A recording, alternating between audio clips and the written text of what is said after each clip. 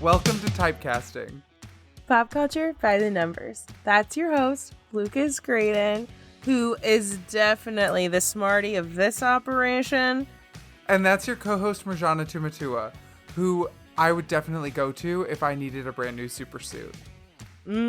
That's true. That's true. It wouldn't be cute, though. Well, here on Typecasting, two Enneagram Type 4s, our favorite, are having a spoiler-filled discussion of the best fictional characters and discovering where they fall on the Enneagram of personality. There are a few ground rules here at Typecasting. Before we get down to business, let's review. Rule number 1. Every type is beautiful.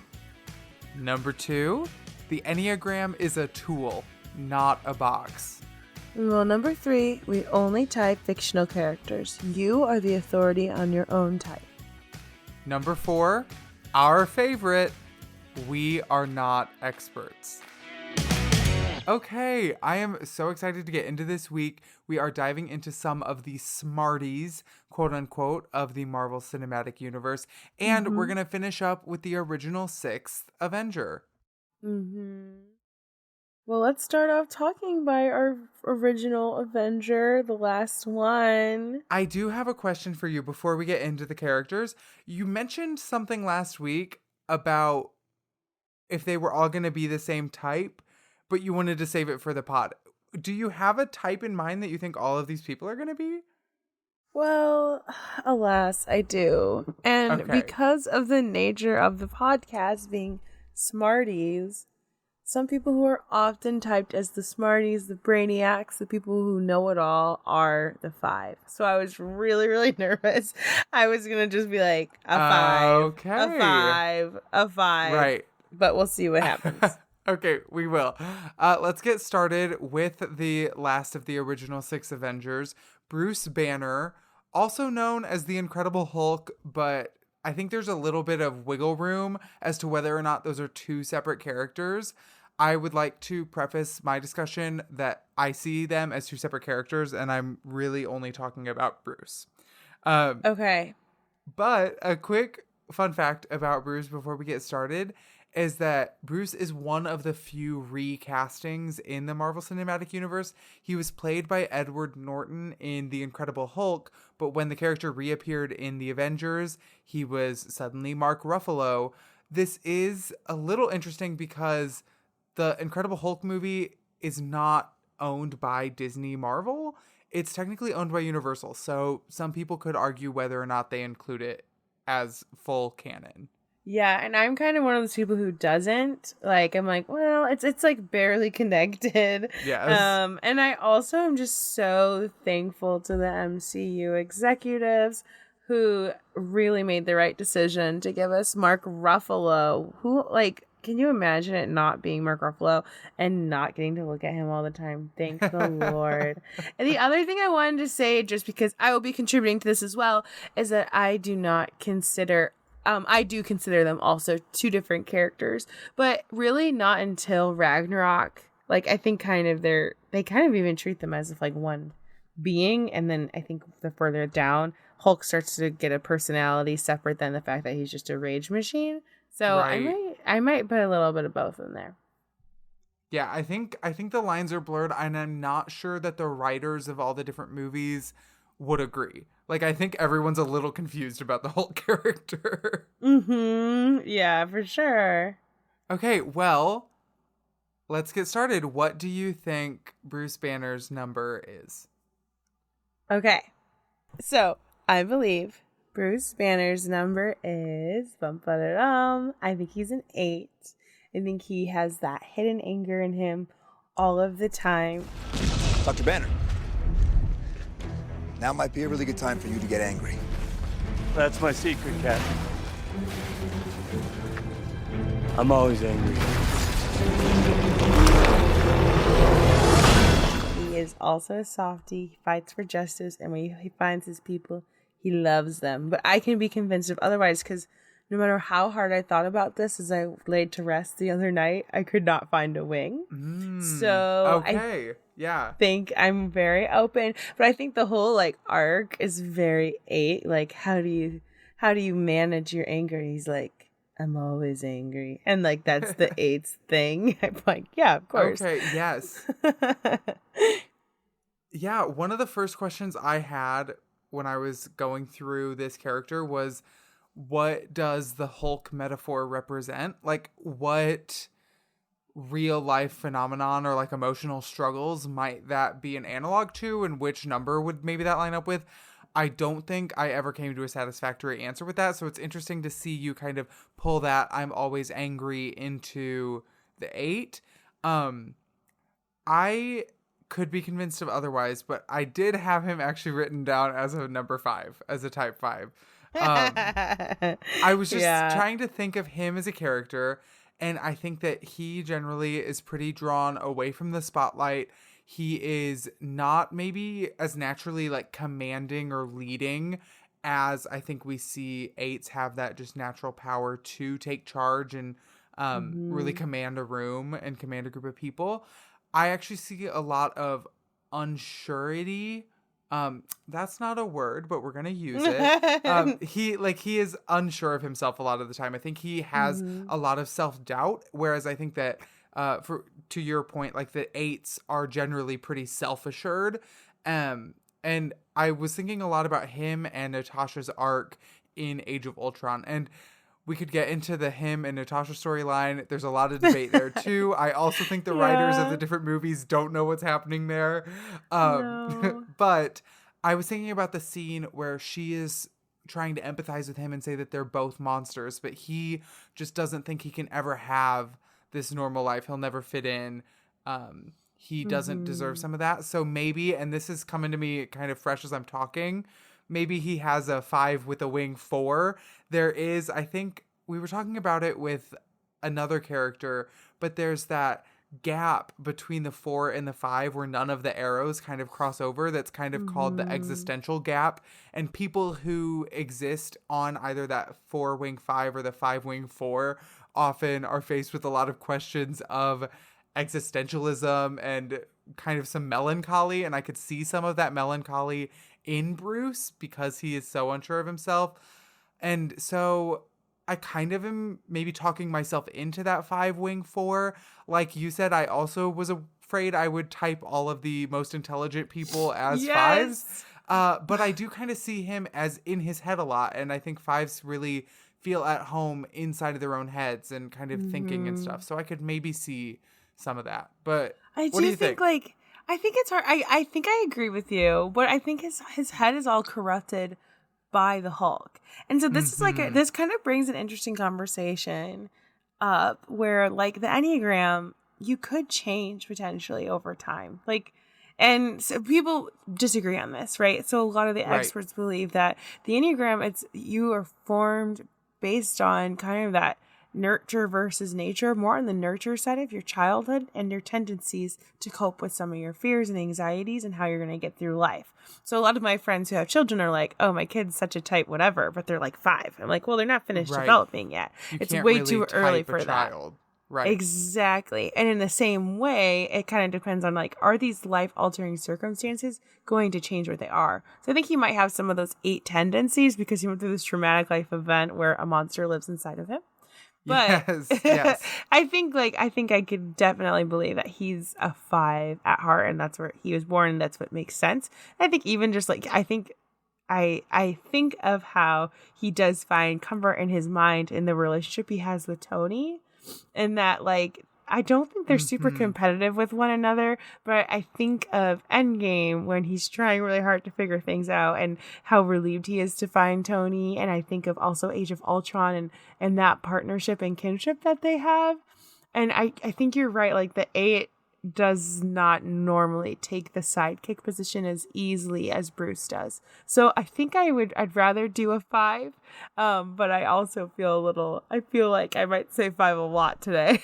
Yes. So And I'm there with you. I do think there's some validity to that 8. What I had written down about the Hulk, even though I kind of saw him as a separate character, was that Hulk in himself feels very 8, very like unbridled, like energy and sometimes anger, often the time anger. But I actually wrote down like intellectually, I don't know that he starts developing his own personality until Thor Ragnarok, when he is on Sakaar fighting as a gladiator. And I wrote down, like, I don't know that he's old enough technically, or like developed enough to have a type yet. Like, I think that I feel like he Hulk might have as a some character is aids actually very coming much after us to in be his like infancy. I feel like he might have some aides coming after us to say like this unbridled monsters and eight. Like, right, and that's what I mean. I don't know that yeah. it's I don't know that Hulk has enough of a personality to be a representation of any one type. He is not, I think, enough of a character because he's so young. And that's also what I mean, where I'm like, no, I don't think that just because Hulk is angry means that he is type 8. I think that type 8s have a lot more complexity to them as well. Exactly. And that's kind of where I was like, well, I think that like managing your anger to do something for the good of the world.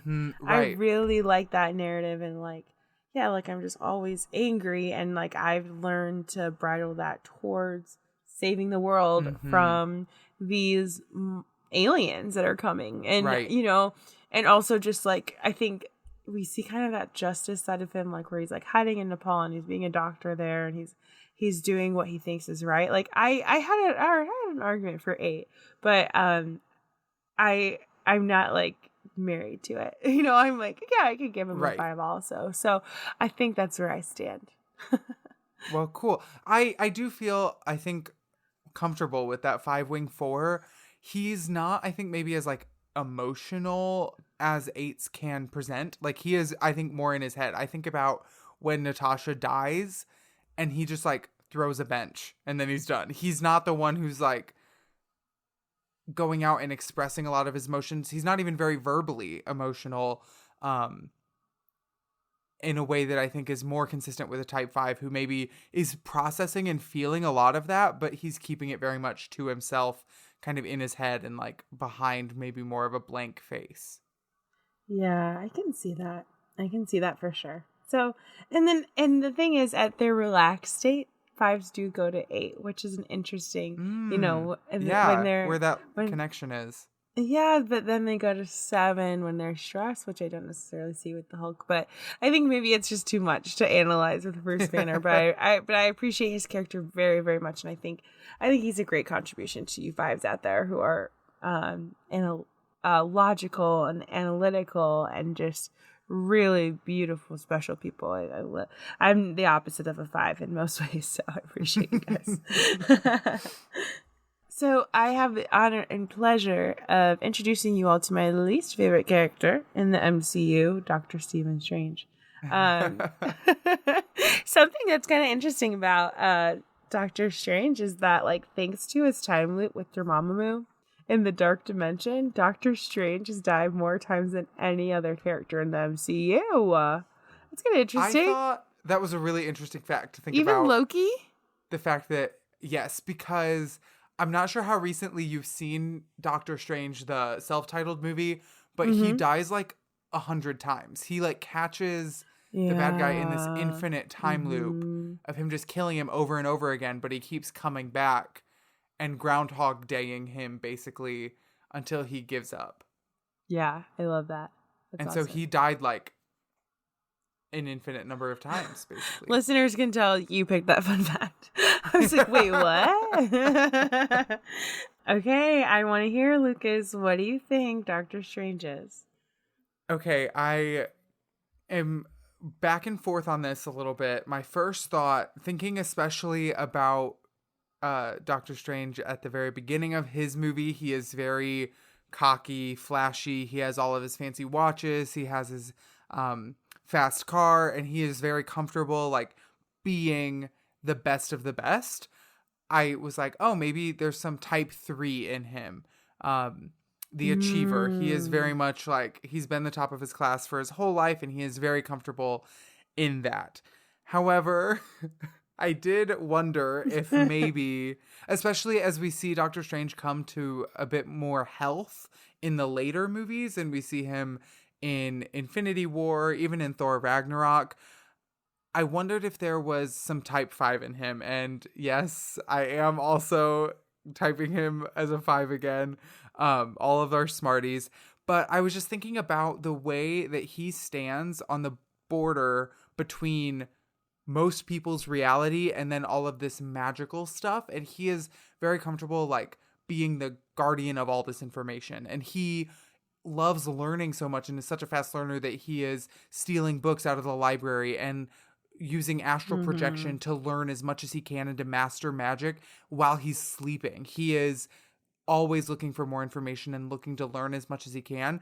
And the thing that I am most solid on the 5 about, but I could be convinced otherwise, is when he combs through all of the possible futures, like the 14 million different futures, and he finds out that the only way for them to win is for Tony to sacrifice himself and defeat Thanos in Endgame.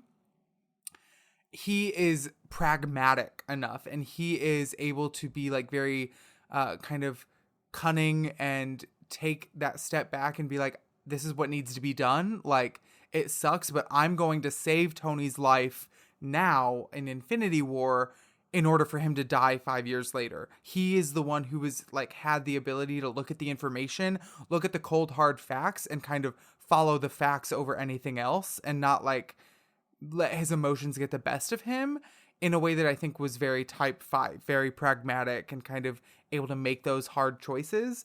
And so I think I'm between the two, but if I had to choose one, I would say like Infinity War Endgame, like most recent Doctor Strange, falls more type 5 for me, but I want to hear where you're at. I think very similarly. I actually struggled with the 3 and the 5 as well. And I feel like this is one of the like true testaments to the fact that they are characters and they are not real people. Because I think that he especially really ties that line with just like the competitiveness, not necessarily the fact that, you know, of course, any person can be competitive.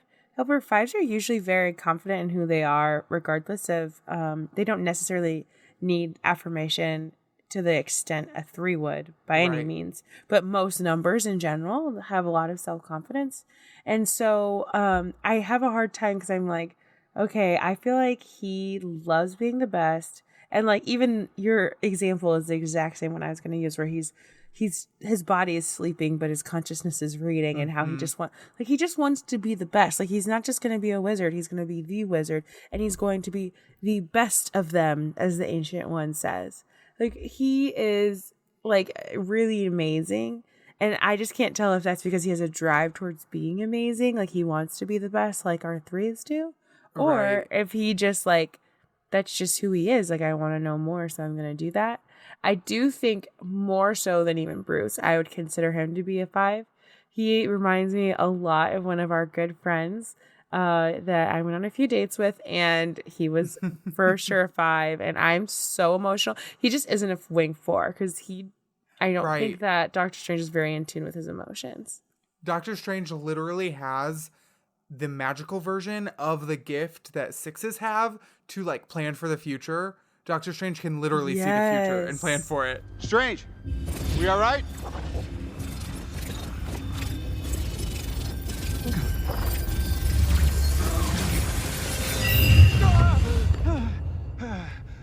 Be back, you're all right.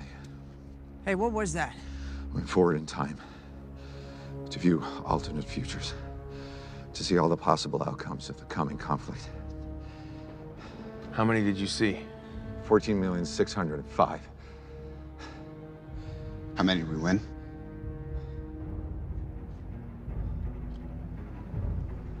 One.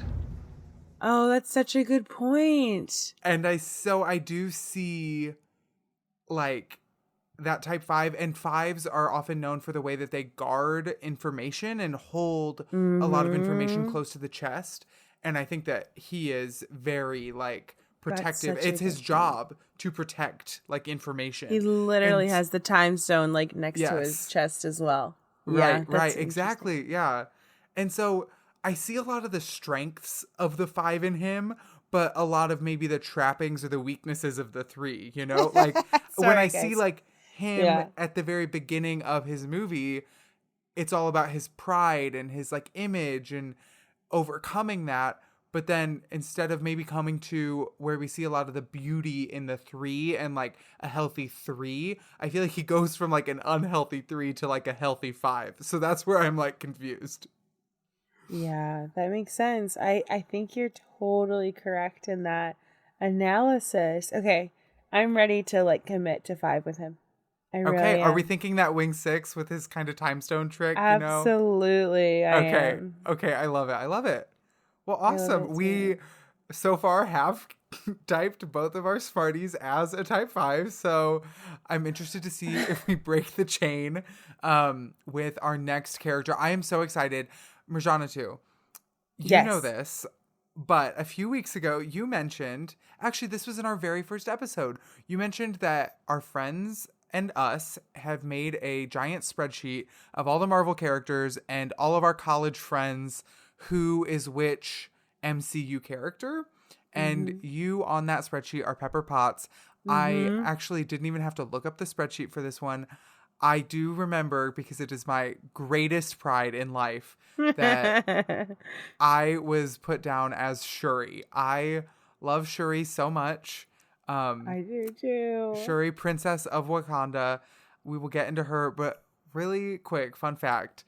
She is canonically the smartest person in the Marvel comics. She is like 16 years Absolutely, she old is. and smarter than Tony Stark, Reed Richards, Bruce Banner, any of them, which I just think is so cool. And I love that she's existed inside of Wakanda for so long, where she couldn't show off her smarts to the rest of the world. But as we see kind of through the arc of the Marvel movies, like her genius and prowess is finally kind of being able to get shared with the world. Absolutely. And my little sister, who is my pride and joy, was Shuri for Halloween last year. Oh, That yes. made me so proud. Like with her little white dots on her face, and she had just like head to toe Shuri, and I was just like, oh my gosh, I raised her right. Yes. She rocked it. I love her so much. I do too. Okay. So I will get us kicked off on what I think her Enneagram is. Mhm. I do think she's different, and I think it's actually interesting that we're probably having the same conversation with Doctor Strange as Shuri, but I'm pretty confident actually she's a 3. She Okay. is incredibly trendy. She is very, very smart, but I think she does have that competitive edge. She cannot wait to open up the doors of Wakanda to show the world of all of the beautiful things she's done. She is, I think she's even like, I think in Black Panther, when we see M'Baku mock her a little bit, and she kind of gets that competitive, she gets that spike of like anger and like competition. I totally see that in her as like a 3 thing, and just like the don't ruin my name, you know what I mean? Like I don't know, like I could totally, I could buy an 8 package as well. I'm not like against it, but I An do see 8? but just because I think of that strive for justice, and I think And that fire. that fire is such an 8 thing as well. But I do think that she's a 3. I think she like loves to be complimented. I love like I'm thinking of just how she's like, well, why didn't you guys do this? The structure is polymorphic. Right, we had to attach each neuron non-sequentially. Why didn't you just reprogram the synapses to work collectively? Because we didn't think of it? I'm sure you did your best. Yeah, and she's like, why Oh didn't my you do this? And then goodness. she's like, oh yay, another white man for me to fix. Like she's just as like Yes. funny, and the what are those? Like I think she's that like comic relief that often our 3 characters are. And I think like she would love to be the queen of Wakanda, and I think she did a great job at it, and like just went over those borders. And I think she's just amazing, and I do think she's incredibly competitive with her brother, even though they're like playing 2 different games. So Okay. I love that. And I have to say, I 100% agree. Like, I had the exact same kind of thought process. She has all of this skill and intelligence and knowledge that I think we could see, like, oh, of course, she's the smartest person in the Marvel Universe. She's a 5. But she also has this charisma and just like warmth that flows off of her. And she just, you know, that she makes a great impression wherever she walks into the room. And she is just such an awesome presence. And I see so much of the achiever in her and her ability to really thrive no matter where you put her, I think. And I think you even see her not afraid to like put on those different hats and go out into battle and put on those gauntlets that she had designed when she needs to too. Something I was looking at was, oh, maybe she has some 4 in her. And I was looking at like between the 5 and the 3, similar to Doctor Strange, where I think that she has that very creative drive. Like she is always trying to try new things, come up with new things, develop new technology. And she's so excited to have those innovations. And I think she really thrives in that creative space of her lab and being an engineer. And so I was like, oh, is she a 5-wing 4? But I don't think that we kind of decided that Bruce is a 5-wing 4. And I don't think that she has any of maybe some of that melancholy and existential doubt and like hard questions that are like weighing her down. I think she's very free-spirited and she's very sure of herself and very like confident. And all of that self-confidence, I think, really lends herself to that 3-wing 4. And you are a 4-wing 3, Murjanatu, but I also see a lot of similarities between your and Shuri's personalities. And I see a very like kindred spirit there. And even though you may be on opposite sides of that pairing between the 3-wing 4 and the 4-wing 3, I was thinking about Shuri and writing down 3-wing 4 and just thinking so fondly of you and the similarities that I think I see between the two of you. So I am of the opinion that she has that 4-wing, but I think she just has that easygoingness, that charisma, and also not to forget the name of the 3, the achiever. Like she is such an achiever at only 18 years old to be the head of development for this entire nation. It's not because she is the daughter of the queen. It's because she is the best person for the job in the nation. Like, absolutely.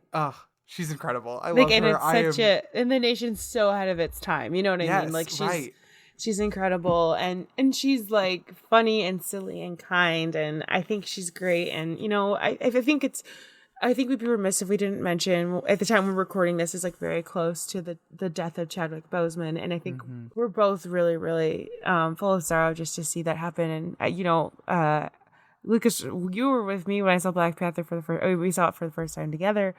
And just, I was crying because it's just like, we finally got a Black superhero and and their family is just so beautiful and represents all that African culture can be. I'm a first generation African.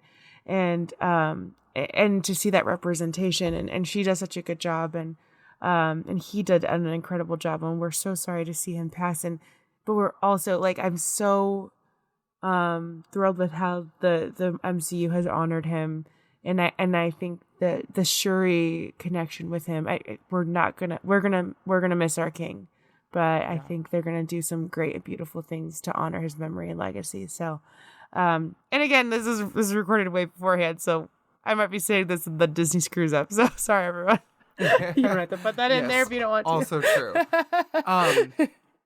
No, and I think that it's such a tragedy, and my heart breaks for every person who saw themselves in T'Challa, and to have him taken away so soon is a tragedy. But also, I think to look to Shuri and to look to the other incredible characters that built up the world in the movie of Black Panther and the world of Wakanda, I do have a lot of hope and faith, hopefully, in Marvel that we can see those characters and Shuri even really like recognize the legacy of that character, but also take up maybe the mantle of the Black Panther in the future. And see Shuri in, I think, a very symbolic way of what we're going to have to see the world do in the absence of such a legend and such a figurehead, to reckon with that, but then to also step up. And I think that Shuri is in such a position that I think she can really grow as a character and grow into that mantle in the future. Absolutely. I love it. Oh, wow. So we're so honored to get to be a part of your journey with the MCU in a small way. Yeah. All right. Yeah. is talk about the socials and where you can find more information. You can always find us at Typecasting Pod on Twitter and Instagram. And if you want to email us or tell us anything you think about the podcast, you can always do that at typecastingpod@gmail.com. Yes, and we are on all of your favorite podcasting apps, so head over there, leave a review after getting in touch with us. And then if you do want to get in touch with Murjanatu or I in person, you can find Murjanatu on Twitter at Murjana, 2 _ and on Instagram at Murjana, 2. I have all of my work, all of my socials, a place to contact me, all at lucasgraydon.com.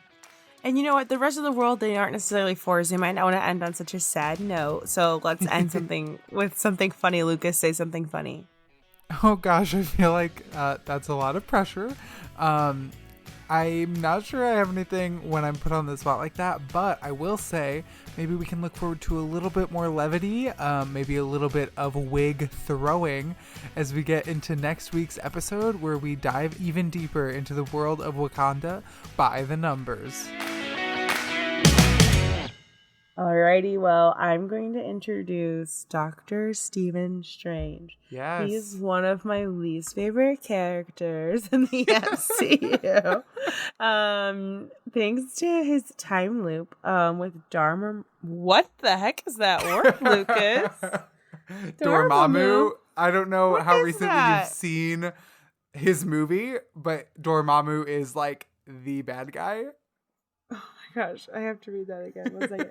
Thanks to his time with Dormammu in the Dark Dimension, Doctor Strange has died more times than any other character in the MCU. Is that... Okay, Close. that's funny. Yes. Okay.